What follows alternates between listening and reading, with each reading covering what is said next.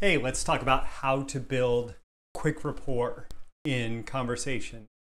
And this can apply whether you are doing networking, whether you're selling, whether it's a personal conversation, whatever. If you want to connect with someone and have them feel connected with you, then this is what you need to do in your conversation. My name is Furr. This is Breakthrough Marketing Secrets. We're back with another Video Friday issue of Breakthrough Marketing Secrets, and we're going to talk about how to build quick rapport. Now, this is actually a three-step process. The three steps are attention, approval, and acceptance. So number one, building great rapport with anybody automatically assumes that you are paying attention to them.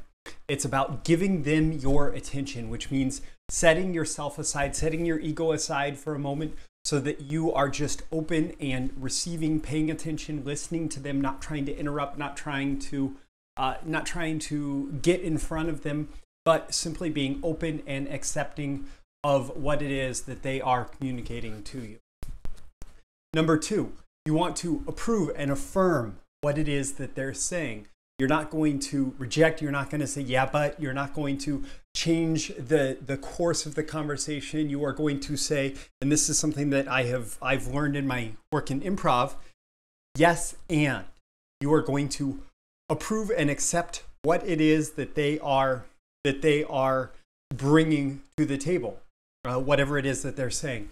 And then acceptance is accepting them for who they are, for what it is that they're bringing to the table, without judgment, without saying, oh, you're doing it wrong. You can subtly lead them in a new direction. You can show them a different way. You can point them towards a solution that you have that they may not have discovered yet on their own. But it is critically important that you do that in such a way that is accepting of who they are and what they have brought to the table without rejecting that. So I'm going to give you a real world example. Let's say that I'm talking to someone about hiring copywriters. Maybe they're interested in working with me, working with a copywriter who works under me, and they're curious about the process. They've maybe had some challenges in the past. They've tried to hire copywriters and it hasn't worked out. And so what I'm primarily doing is I'm asking questions. You know, if I can affirm their statements, I can say, yeah, you know, I've definitely talked to a lot of copywriters, and not all of them are able to get up to speed. Like you're saying, they're telling me, oh, I've worked with copywriters, but they seem too rookie, too green, or they're just interested in the writing part. They don't understand the selling part.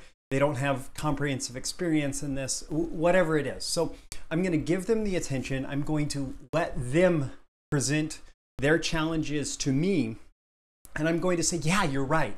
Yes, you're right. I completely understand. I've seen that from my own perspective as well. Yes, I'm giving them that attention, and I am approving what they're saying. I'm approving what information they're bringing into the conversation. And then I have to accept them. I can't say, oh, well, you know, that's because you haven't found me yet. Or I can't say, obviously you're an idiot because the good copywriters are out there. Or, you know, there's all sorts of stupid things that you can say here that would reject the person that you're speaking with and automatically undermine any level of rapport that you've built up to this point. So you say, yeah, you know, I understand. It sounds like it's been a challenge for you. It sounds like you're really trying to do all the right things. It sounds like you're doing the best you can with what's out there. I'm giving them attention to the points that they're bringing up.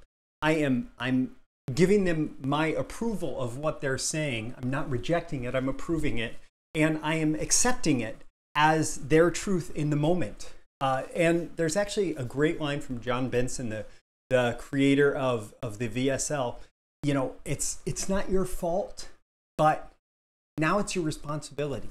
So the way that he positions this, and the psychology is more important than the words. The way that he positions this is, you know, it's not your fault that you've come up to this point because so many things have been working against you. It's not your fault that you have had fitness problems. It's not your fault that you've had money problems. It's not your fault that you've had this or that. All these other challenges that somebody might be engaging with your messaging or your conversation, your sales conversation around. It's not your fault, but let me lay out a solution for you. And following this solution and implementing it in your life does become your responsibility once you're aware of it. So that's where you would take it after this, after you have given them your attention, after you have given them your approval, and after you've given them your acceptance for who they are and what they're bringing to the table. Then you can redirect. You can say, oh, I understand at this point, you've done the best you can. What if we talk about it, a new path, a new solution, a new answer for you? And then you can go down that path and lead them towards whatever the persuasive argument that you want to make is. But it all starts with this rapport building.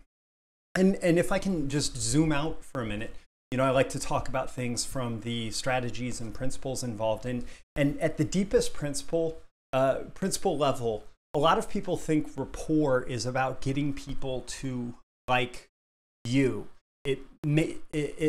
So I want to have rapport with you, and so I have to make the best first impression, and I have to tell you how great I am, and I have to be awesome, and I have to all these things.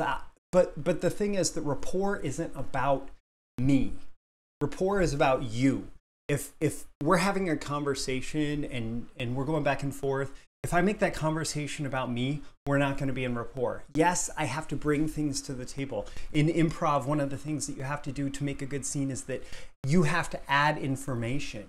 You say yes and that and means adding information. You're accepting what information your partner in the scene just added, and then you are adding to it. So to build rapport, you do have to add information, you have to contribute, you do have to respond. You can't just make it completely about them, but your focus needs to be on them, not on you. And this focus that you put on them needs to be about giving them attention, really setting your ego aside, really focusing on them, really giving them an opportunity to shine, putting them in the spotlight for a minute with all the praise possible. So you give them the attention, you approve what they are bringing to the table, and you accept them for who they are and where they are at this point. And then you can take it in new directions wherever your conversation is to go. So I hope this has been helpful for you, whether you're applying it in sales situations, in personal situations, in networking situations, whatever it is. If you need to build rapport, this is a great way to do it. If you want more advice, information, ideas, and insight and perspective on building your business, on working with clients, on marketing, sales, copywriting, advertising, all of that stuff. Breakthrough Marketing Secrets is my daily essay. On Fridays, it's Video Friday, and so you get another video like this, me chatting with you. Go to breakthroughmarketingsecrets.com. Again, this is Roy Furr. This is Breakthrough Marketing Secrets, and I'll see you again next Video Friday.